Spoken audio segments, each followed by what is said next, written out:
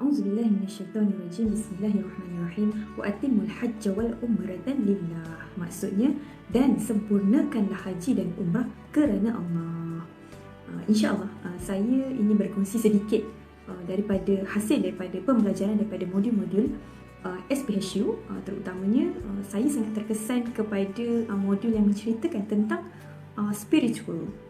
Setiap jemaah umrah perlu melakukan persiapan yang secukupnya sebelum pergi melaksanakan umrah atau haji.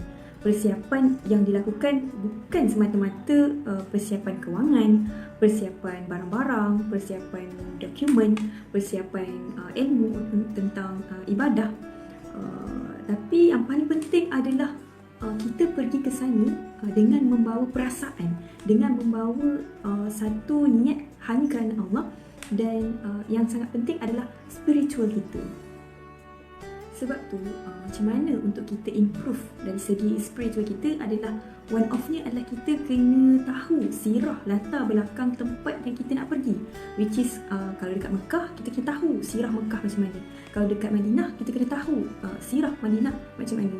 Barulah kita melakukan ibadah tu dengan penuh perasaan. Kalau saya sendiri, saya sangat terkesan kepada sirah mengenai Sa'i, which is kita tahu sirah Sa'i ni adalah menceritakan tentang keluarga Nabi Ibrahim, which is Nabi Ibrahim, isteri Siti Hajar dan anaknya Nabi Ismail. Di situlah tercetusnya aktiviti bersa'i.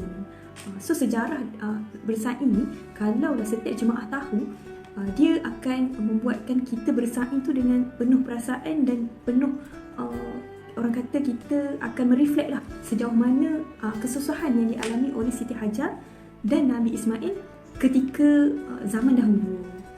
Kita tahu Nabi Ibrahim adalah seorang Nabi yang sangat banyak ujian yang Allah datangkan kepada dia, termasuklah di saat Allah memerintahkan dia untuk meninggalkan anak dan isteri di suatu tempat yang tak ada apa-apa, di suatu tempat yang tak ada manusia, yang tak ada sumber, tapi kerana mengikut perintah Allah dan isterinya pun membenarkan, okey tak apa, ikut, ini adalah arahan Allah. Jadinya Nabi Ibrahim akur dan dia pun tinggallah Siti Hajar dan Nabi Ismail terkontang-kanting di satu tempat yang tak ada apa-apa. Di situlah bermula sejarah bagaimana Sa'i itu bermula.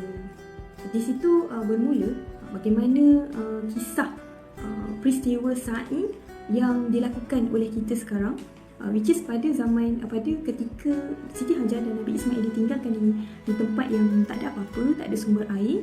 Pada ketika itu Nabi Ismail masih kecil, dan Nabi Ismail ketika itu sangat haus disebabkan tak ada sumber air yang boleh dijumpai. Maka Siti Hajar bersusah payahan dia mencari sumber air ini.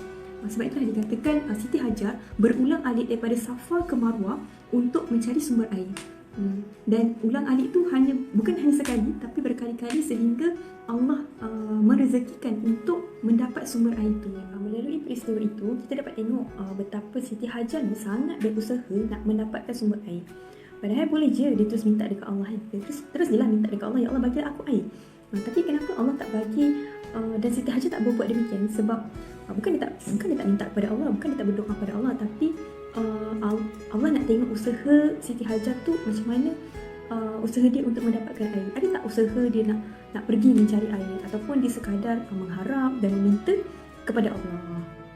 Jadi jika para jemaah menghayati sirah Sa'i Siti Hajar daripada Safa ke Marwah, insya-Allah bila diri sendiri pergi menunaikan haji atau umrah, bila sampai ketika untuk bersa'i, dia akan mereflect dan kita termuhasabah lah macam mana kesusahan yang dialami oleh Siti Hajar dan Nabi Ismail ketika dahulu.